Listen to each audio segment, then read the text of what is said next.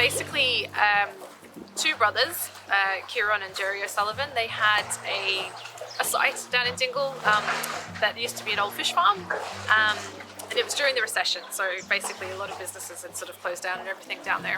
And then one day there was a plea put out on Nationwide, which is a TV show, and it was a seal sanctuary looking for a new site. Kieran and Jerry basically contacted them and sort of said, look, we've got this site here, it's not doing anything, we would be happy to build something. It opened up in June 2010, and they sort of started off with the summer season. They had a few little common seals, which was great. Got busier, of course, in the winter with the grey seals. And it was essentially like a satellite kind of facility where it was just supposed to kind of look after Cork and Kerry, because it was quite small. There was only 6 little kennels, a few ICU units, and 3 pools that were all kind of in one area.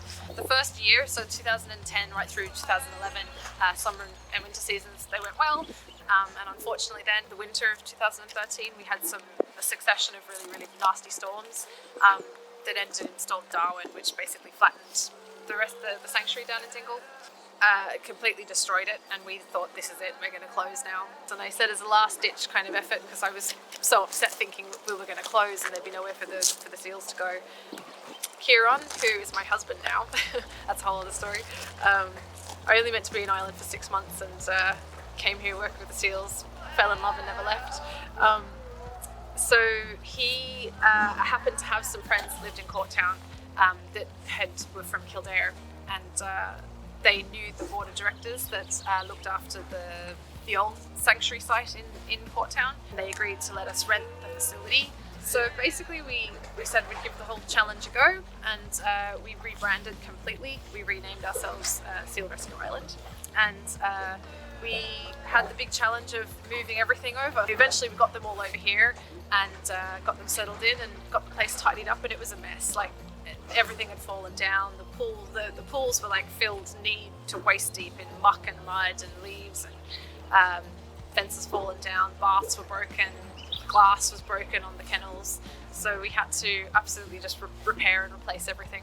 Finally we got it all up and running and opened for the first time in June of 2014, and it was going really well. We had a lot of footfall, a lot of interest that it was open again, so it was really exciting times.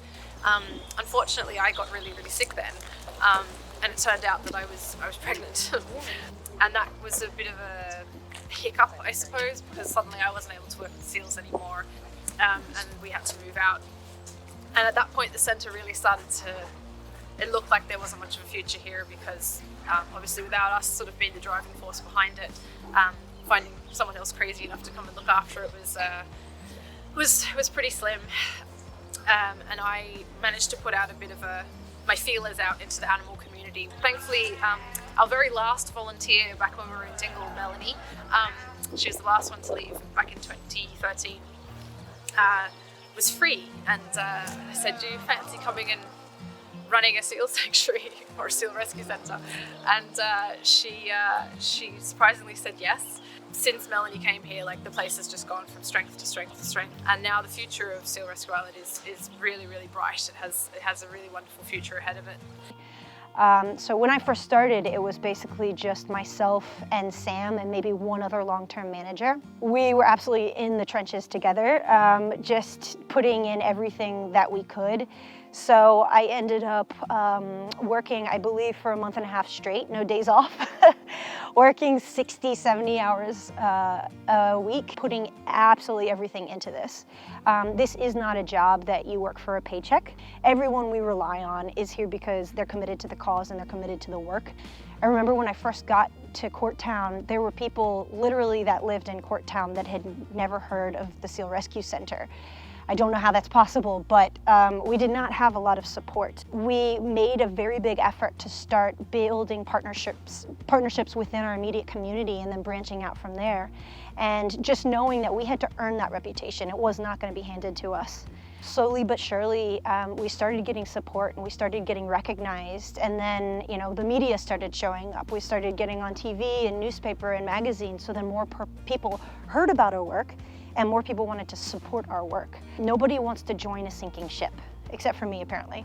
But once you start going and you show people what you're made of and you show people that you're not going to give up, then they're more likely to want to support you. And that has just continued ever since, and it's been an absolutely amazing thing to watch happen. Once we had the rehab aspect established and we were strong and we knew we were going to be sustainable, that gave us the opportunity to focus on the big picture, which is, why do seals need to be rescued in the first place? We know that it comes down to environmental threats, but I think that having these seals in care and giving people the ability to see them up close and build that personal connection, it's the way we can get people to care about the environment. The reason these seals are in danger is because of things like climate change and plastic pollution and overfishing and habitat loss, disturbance, all of these things that are anthropogenic in source. So if we're the ones causing the issues, then we're the ones that can solve it. I would say that climate change is the biggest threat facing seals. It's impacting every single habitat and every single species on this planet. How it's impacting Ireland specifically is we're seeing an increase in severity of storms and frequency of storms. So of course back in 2013 is when Storm Darwin wiped out the first center. And that's when we had to move to Corktown. But the problems haven't stopped there. The storms are getting worse. Because the storms are coinciding with pupping season, it means that these seals are getting washed away. They're getting injured, they're drowning, they're getting separated from their mothers. And this is in the first 2 weeks of life. So we already know that gray seals only have a 50% chance of surviving their first year. We also know that seals only give birth to 1 pup a year.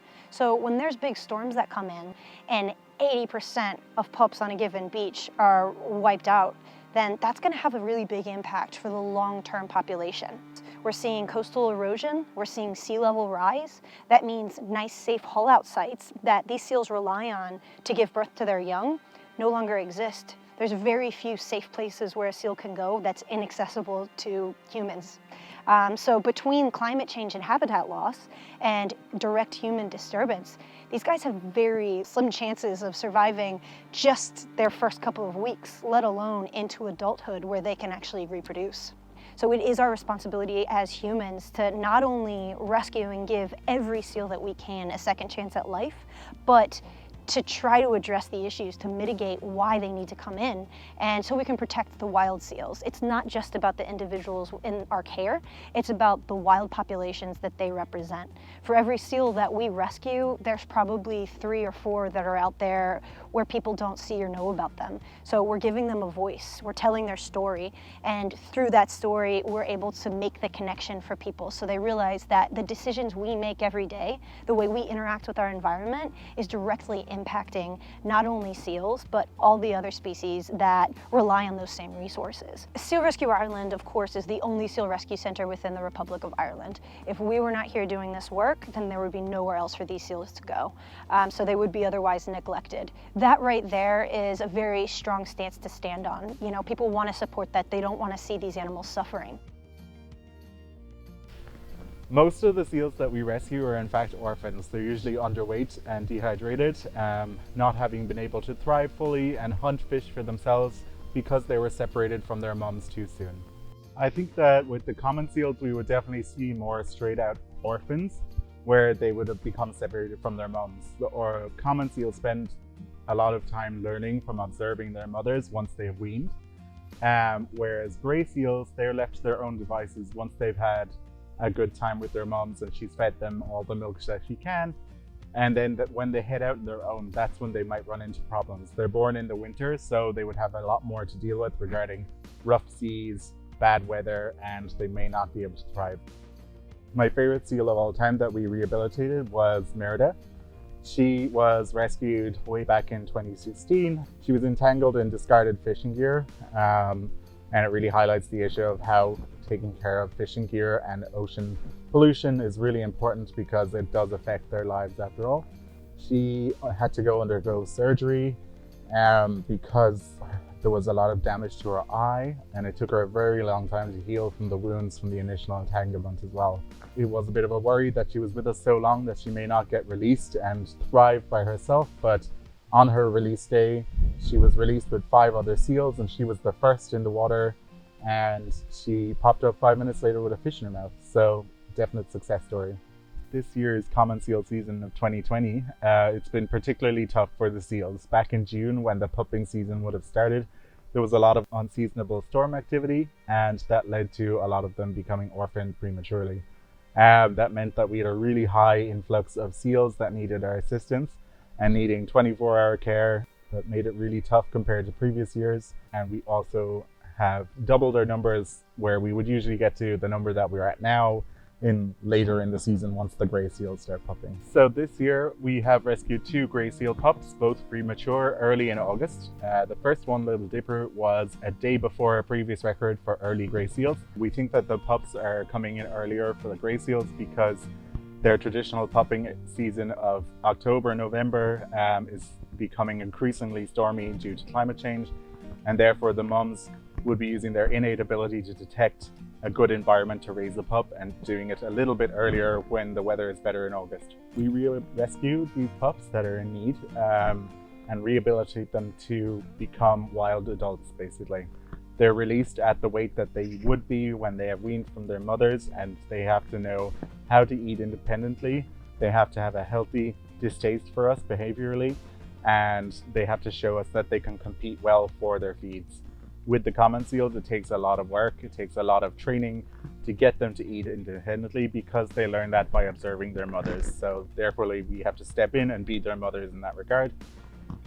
For the grey seals, it's a little bit easier because they eat instinctually and they learn how to do it by themselves. So we leave fish with them once they get to a weaning age, and eventually they will start eating by themselves. Climate change really affects the seals in that the ocean is going to become more and more unstable. Therefore, there'll be less fish populations, there'll be increased storm activity, therefore it will not be a healthy environment for them to live in. However, seals are sentinels of the sea. They are the doctors of the ocean. They are the top predator. That means that they can regulate the food chain here. And despite the fact that the sea might be a bit rougher, at the very least, they might be able to keep it in more healthy with regards to the food chain. Climate change is a big issue. I think that it's one of the biggest issues facing humanity at this time, and it seems like an issue that we don't have control over. We're watching it happen, we're watching the ice caps melt, and it's something that feels so big and it makes us feel small and powerless. But our message to the public is that we're not powerless. We have the power to change our ways and our behaviors. One of the easiest ways that we can all reduce our carbon footprint is to move towards a plant-based diet. Over 50% of carbon emissions and greenhouse gas emissions comes from the livestock industry. It's not about a handful of people completely altering their lifestyles. It's about everyone coming together and making small changes that can make a cumulative huge difference. This is the same for reducing mileage on our cars, for shifting towards renewable energy. It's not going to happen overnight, and it's not going to happen by one person having to sacrifice every element of their life. We can all make these differences together. Another really big thing we can do is to stop deforestation. Ireland specifically, centuries ago, was covered in 80% forests. Now we've got less than 1% native forests. So all of these trees that have been cut down, they were once sequestering carbon. We can go back to that. Seal Rescue Ireland is really focusing on proactive conservation solutions. So we're doing our part by protecting forests and raising awareness to how important it is to plant trees, but we're also doing tree planting projects. It's attainable, it's something that we can all do. And not only is planting trees going to sequester carbon and mitigate against climate change, but it's also providing biodiversity habitat for terrestrial species. It's also cleaning our air, it's cleaning our water. It's preventing erosion, which is actually going to keep our aquatic environments and our marine habitats safe. So just the more we can raise awareness about the issues and the fact that we've got the solutions, the more we're going to get support to actually make those changes.